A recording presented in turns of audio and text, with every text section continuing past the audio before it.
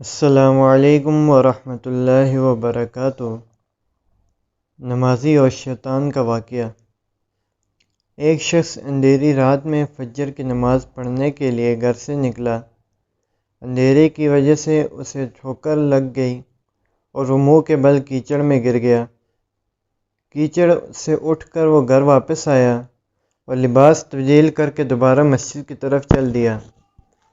ابھی چند قدم ہی آگے چلا تھا کہ دوبارہ اسے ٹھوکر لگی اور وہ دوبارہ کیچڑ میں گر گیا۔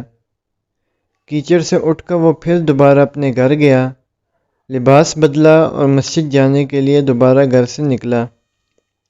جیسے ہی وہ اپنے گھر سے باہر نکلا تو اس کے دروازے پر ایک شخص ملا جو اپنے ہاتھ میں روشن چراغ تھامے ہوئے تھا۔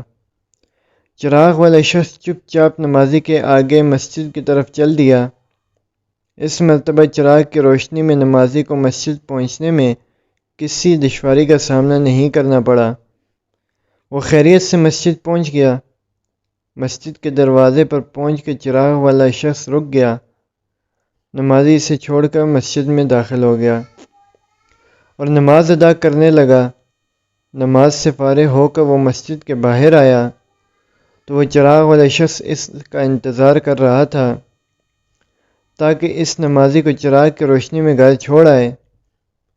جب نمازی گھر پہنچ گیا تو نمازی نے اس اجنبی شخص سے پوچھا، آپ کون ہیں؟ اجنبی بولا، سچ بتاؤں تو میں ابلیس ہوں۔ نمازی کی تو حیرت کی انتہا نہ رہی۔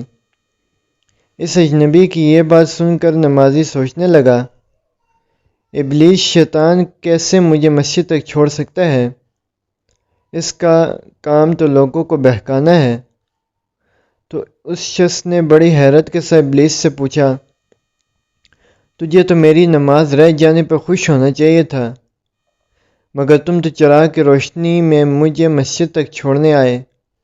ابلیس نے جواب دیا کہ جب تم پہلی ٹھوکر لگی اور تم لباس تبدیل کر کے مشرق کی طرف پلٹے تو اللہ تعالیٰ نے تمہارے سارے گناہ معاف فرما دیے۔ جب تمہیں دوسری ٹھوکر لگی تو اللہ تعالیٰ نے تمہارے پورے خاندان کو بخش دیا، جس پر مجھے فکر ہوئی کہ اگر اب تمہیں ٹھوکر لگی تو اللہ تعالیٰ کہیں تمہارے اس عمل کی بدولت تمہارے سارے گاؤں کی مغفرت نہ فرما دے، اس لیے میں چراغ لے کر آیا ہوں کہ تم بغیر گرے مسجد تک پہنچ جاؤ۔ اس شخص نے جیسے ہی یہ بات سنی تو اس نے اللہ کی بارگاہ میں اپنا سر جھکا کر اللہ کا شکریہ ادا کر دیا۔